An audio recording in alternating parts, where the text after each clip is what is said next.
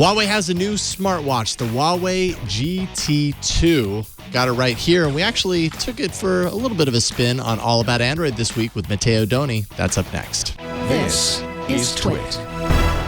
This episode of Hands on Tech is brought to you by LastPass. Visit lastpass.com/twit to learn more.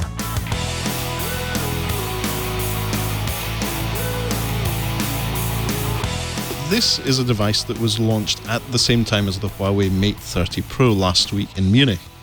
And Huawei very kindly provided me with a review unit of the Huawei Watch GT2. This is the 42mm model, which is a chunky smartwatch. It's the big one. This isn't chunky. The biggest one. Yeah. I think that there's also a 46mm model. Actually, show the width if you somehow can. Yes, so Sorry. here's a banana for scale. Okay, all right, good. We It's got actually, the banana in I there. just want to point out that it's a lot thinner than some of the past Huawei watches. Yes, it's actually very, very despite slim. its big size. And yeah. it's surprisingly light for a smartwatch of this size, considering there's a battery in it and the components that are inside it. So this has GPS tracking built in. It has a heart rate monitor. It is Bluetooth only in this model, which connects to any Huawei device with the Huawei Health app. And it is a basic smartwatch which can answer and receive phone calls. You can receive notifications from the majority of apps and view them on the display, but you won't be able to compose replies at this point in time. It does sleep tracking. It has a 2-week battery life declared. I charged this up when I unboxed it on Saturday, and I'll just check what the battery life is like. So 2 weeks is what they're touting. Wait a on minute. this. You charged it up and then you got on an airplane. Yes, a day and a bit later, I got on an You're at airplane, 87%. and we're still at 87%. So 2 days. Saturday, 3 days. 3 days. 3 days and a 87%. bit. Holy cow. Yeah. So the battery life craziness. on this for a smartwatch is really, really impressive. That's And I'm- unprecedented. And they're touting 2 weeks, and I feel like anytime I read something like that, I'm like, yeah, but like under what conditions? That's still really impressive. Yeah, 3 so days, 13%. This is with heart rate monitoring on, so it's monitoring my heart rate and sleeping during flights and travel. Wow. It's really Ongoing impressive. heart rate monitoring? Yes, ongoing That's- heart rate That's monitoring. crazy.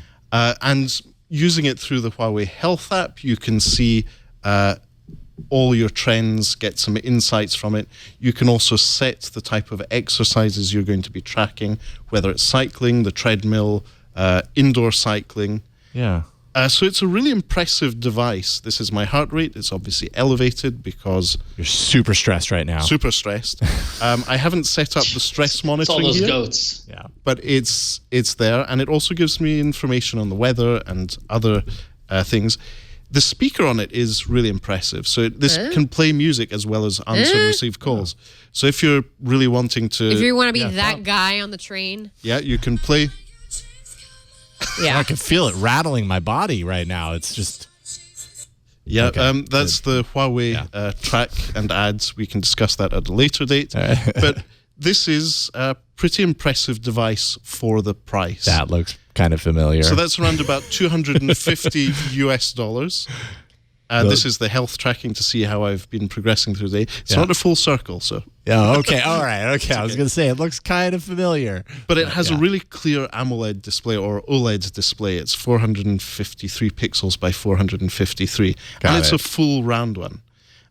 Just like the original Huawei watch from the All About Android incident of 2015. I believe that was the one where you, Ron, and I, Jason, were on All About Androids and got confused by saying Huawei Watch By the amount of W's that are involved with... and Huawei Pop. With yes, and Lollipop, Wow. the Android OS du jour. But this doesn't actually run Android. This That's is the Light OS, right? Yes, this is Light OS, which is Huawei's own wearable operating system. Okay. And that's optimized for this device. The interesting thing is that they have their own dedicated chipset. It's a Huawei chip for the Huawei Watch GT2. You mean they're not using a Qualcomm? No, they're not. They're using their own Yeah, Kirin That might A1 chip. explain the 2 weeks of battery life. Yeah, possibly so. The Kirin A1 chip, right? Yes. Yeah. So I'm putting it through its paces. So far, the software doesn't seem to be fully optimized. Obviously, this hasn't been released on the market yet, but it has a bit of lag in responses. But just as with the first Huawei Watch GT, that will, in my view, improve through software updates. Yeah, it's a nice looking display too. Like it's a really, looking at it up close, it's got a really sharp, like good pixels per inch. Yes, the pixel density enthusiast in me is happy with the device. Yeah, I mean, it looks solid. And it looks pretty much like a watch before it's a smartwatch. You know, it's interesting that it's not running Wear OS because, as we learned from some of the stories that were going out last week, the market share for Wear OS is really small in comparison to what companies are doing with just the ASOP, like just putting that on a watch, putting their own spin on it. Right. And I mean, you're getting 2 weeks out of this. You're using the Huawei Fit app, correct? And that one, it syncs, I think, with popular apps like Strava. It syncs with a bunch of popular third-party apps, so you're not like left out of other people's ecosystems. Like you can join in. You can synchronize the Huawei Health app with Google Fit. Oh, so you okay. can do that as well. Unlike Samsung, which doesn't do that yet. Interesting. So, but what about the App Store situation? So there is no App Store as such. Okay. So this is more of a Bluetooth display for your notifications and a music player. It doesn't have a sort of full third-party one. It reminds me a lot of the Huawei Fits. That's why I was thinking of Fit, because my husband used to have one of those, the black and white ones that they used to have. Great fitness tracking, but very little oomph. Yes. Yeah. So it seems like they're kind of positioning this more for fitness than they are for like to be a true, fully fledged smartwatch. Yes, and it's interesting. I would like to see if there is any data on how many people who have a Fossil Wear OS device, what they actually use that smartphone for. Are they using local apps, or is it mainly a notification triage service as well as a fitness tracker and heart rate monitor? This episode of Hands on Tech is brought to you by LastPass, the #1 most preferred password manager. LastPass has a new business lineup. There's LastPass Enterprise that now includes single sign-on technology with more than 1,200 pre-integrated apps. LastPass MFA goes beyond standard two-factor authentication through the use of biometrics and factors such as geolocation, and then LastPass Identity, which is a combination of the two.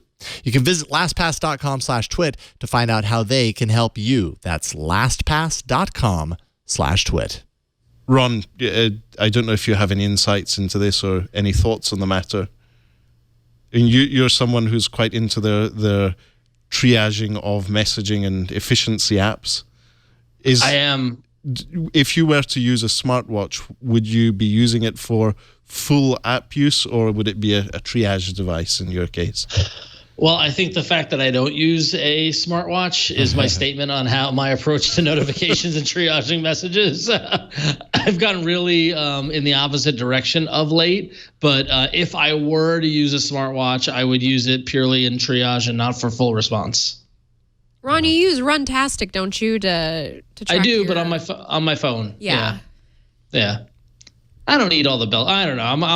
I got a very contrarian kind of response to all this. Is that I don't wear a watch. I don't need a fancy thing. The phone does everything I need for it. So it's cool. But to me, I was so excited when the first Google Watches came out, because I thought this was going to be great and it was going to be this good connection between the phone and a device on your wrist and stuff like that. And ultimately, I realized it was kind of just a glorified little toy. So yeah. Meanwhile, Jason's been demonstrating the watch straps, which are replaceable. I have already ordered a couple of AliExpress Mocadile straps for the Huawei Watch. Good. They were one of the first, it's about time. Manufacturers to come out with that little clip-on mechanism that's so much easier than the beginning of the days, kids, when you'd have to go in with a screwdriver and remove them. And then lose the screws. That's right. No, they're so much easier to remove and the replace first now and only Samsung Wear OS or Android Wear smartwatch, which launched at the same time as LG at Google I/O 2015. Yes. Those were the good That was old only days. 2015. Or was it 2014? No, it was 2014. Wow, how we're time aging. flies. We're aging. Yeah. But in the wearable space, I think that Google do not dominate the non-fruity side of things. Absolutely not. They are like number 4 Wear OS is. Versus the off-brand Android. Right, the Samsung wearables are pretty Fitbit solid. is its own. Yeah. Is its own. And Xiaomi has its own thing, as well as Huawei having its own fitness bands, which are a separate thing from the Watch GT. Not a bad little wearable here. That's pretty solid. The Huawei Watch GT2. How does it look on Flo's wrist? Oh no, that's too big. I don't want it. Don't put it on my- She's not even going to go there. Not even. I'm happy with my Samsung Galaxy Active. It's staying on me until they come out with something better. Yeah, that watch That's looks my really real good. that's my real litmus test. I like to do the Flo test. Understood. Well, I love this watch too because it works. Yeah. It works really darn Yeah. well. I yeah, mean, and it fits your wrist, and it's a pretty watch. I'm tracking my heart rate all the time. All the It's time. funny. See when I go to the doctor. It's funny. it spikes. It's funny how amazing when something just works. How great it is. I know. Then. Right. Yeah. That's all you need to do. Just work. Well, So 229 euros for the 42 millimeter, 249 euros for the 46 millimeter. Yes, and there's also a smaller model that I believe that's the 40, or is it? That's the one I would try on. Yep. That's the one I saw Issa. Issa does tech. I saw her wearing that one. Yes, there's a slight trade-off there. It doesn't have a microphone, so you won't be able That's to fine. I make don't- and receive it's- calls. I'm not from the Inspector device. Gadget. Okay, I'm Penny. I'm Penny with the dog. I'm- Inspector Florence. But it is much lighter and it feels nicer on my wrist. Even this is quite heavy for me. I'm not used to such large smart devices on my wrist. Yeah. Right on. Huawei Watch GT2. Keep up with all the hottest tech news and gadgets. Visit twit.tv. There you'll be able to find and subscribe to all our tech shows. Thanks for watching Hands on Tech.